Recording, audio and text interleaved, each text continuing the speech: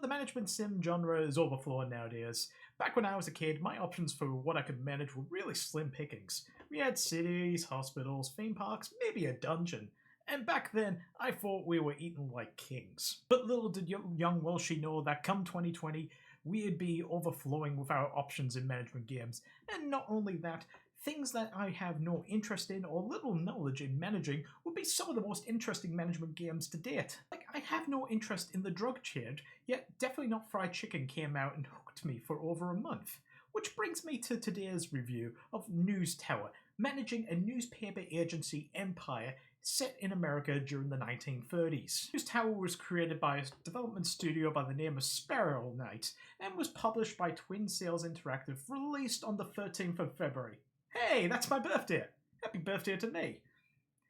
Set in a time of prohibition, gangsters, and the Great Depression, or as I like to call it, the good old days. News Tower has you set managing a news agency, gathering leads on stories, sending reporters out to the field, and building the newspaper itself.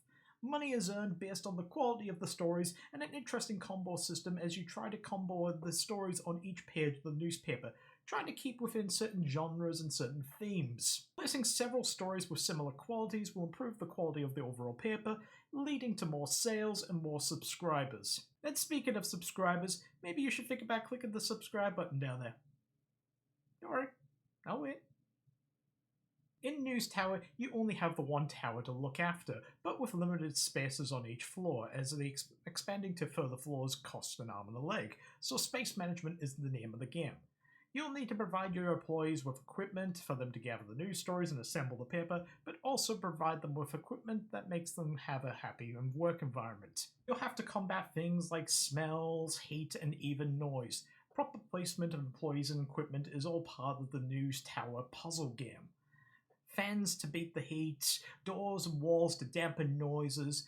There's a joy to be had trying to maximize your builds and keep everyone happy in such a limited space. But there's no randomness that will affect the office building itself, so once you've set it all up properly, you're left to just run the paper itself.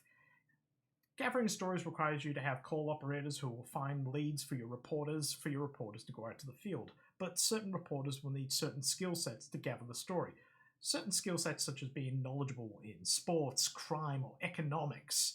And certain stories will require multiple reporters of different skills, so it may take up to 2 to 3 different reporters to gather one whole story. Once the story is gathered, the reporters will bring it back for editing and assembling, thus completing the story. Each paper is required to be printed out on Sunday, with one page having 3 stories on it. Each page of the newspaper allows up to 3 stories, and placing the stories requires you to place stories of similar qualities and traits, improving the quality of the paper and increasing your sales. But the randomness comes from the stories themselves, as certain stories can cause protests, stopping people getting in and out of your building, lawsuits that can be filed against you for reporting on certain stories, which require you to hire a lawyer to be able to deal with them, otherwise you're going to get fined large sums of money, to breaking news stories which have a very limited time window and usually require 3 to 4 reporters to bring it to a close. However, if you can report on the breaking news, you'll get a bonus to similar stories.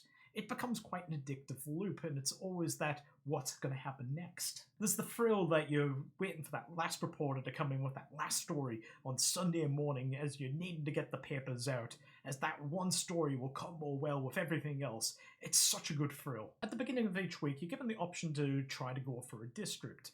Certain districts on the world map will have certain restrictions for you to win them over, but allowing you to unlock new equipment if you're able to beat the challenge. So you might have certain restrictions on what you can and can't print. For example, one district might have you not able to print anything on crime, but only want sports. The world map adds in this addictive loop and forces a challenge that keeps each run fresh. The art style to the game has this old cartoony vibe, which has always been a very guilty pleasure for me, but it even has these weird little details which are just awesome to watch, such as watching the maintenance crew move a ladder throughout the building to unscrew light bulbs. Music and sound is exactly what you would expect, very upbeat jazzy trumpets and saxophones.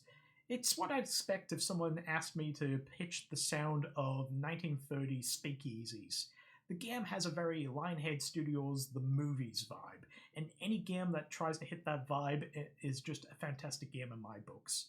Thankfully, while you hear the sounds of your office agency working away, it's not the deafening noises of Definitely Not Fried Chicken, which was just painful to listen to. With all that said, there are some negatives. The game sadly is still in early access and only has 2 in-game years, starting you in 1930 and ending in 1932. There's no endless mode or sandbox scenario mode in there, you've only got the one story mode that's in there. Additional content is promised to be delivered, extending the player time, but we've had promises from other developers, so buyer beware. I reached the end of this game after 4 3-hour streams, just under 10 hours of gameplay. While it was enjoyable and I enjoyed my time with News Tower, it did feel kind of like getting the rug pulled out from under me because I was just getting into the swing of things and really enjoying my time. The tutorial is serviceable, giving you the basics of the game. However, it fails to mention or hint at future mechanics that can be quite punishing, leading to some very cheap, unavoidable hits that could have been avoided if the game had even given you the slightest hint that it was going to be a possibility of a thing, such as certain stories leading to lawsuits requiring a lawyer to be unlocked to be able to process these lawsuits, otherwise you'll cop a large fine. So if you haven't unlocked the lawyer or even had the district unlocked to have the lawyers, you'll be looking down the barrels of thousands of dollars of fines with no means of being able to avoid it. While these fines aren't game ending, it just feels cheap. News Tower is quite fun, but it is quite a shallow management game, and for those that enjoy deeper management games will get bored quite quickly. Staff don't require training, there's no supplies and logistics to consider. Again, it's quite perfect for newer folks to management games, but veterans of the genre might get bored very quickly. Overall, I do recommend News Tower. It is quite an enjoyable game, as brief as the time that I had with it is. My only real complaint that I have is that I just wanted more, and hopefully more is coming. I got my values worth with it, and we had a blast over on my stream with it, and if you got some pocket change, I'd certainly say it's worth a look. Anyway, thanks for watching, gamers. If you enjoyed this review, feel free to give me a like and a follow down below. Maybe even comment on some other management games for me to take a look at. We talk management games, RPGs, and other nerdy ass shit, and I'd love to have you here. Until then, you have a great one. I actually can't remember the last time I touched a newspaper. Can you still get a newspaper? I think I was 12 when I touched a newspaper last. Weird.